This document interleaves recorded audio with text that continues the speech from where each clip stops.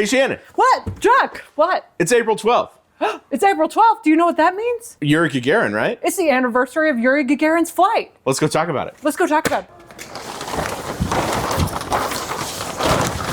Are we starting? I'm sorry. This thing in the plastic right here, what is that? That is the Vostok spacecraft.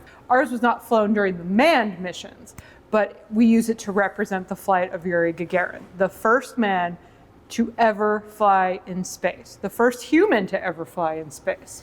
And that was April 12, 1961, right? It was. Can you imagine being the first person in space, Chuck? You know what I think is cool about Yuri's flight, since you just kind of let me say whatever I want on these? What's that? The cool thing about Yuri's flight is that the Soviets just went for the orbital flight.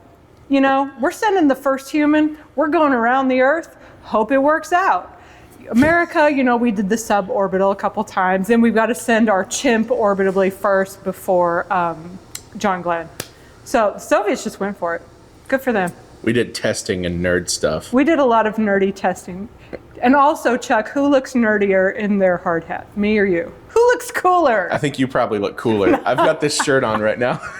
So, what's with the plastic? The plastic is covering it to keep it safe during our construction.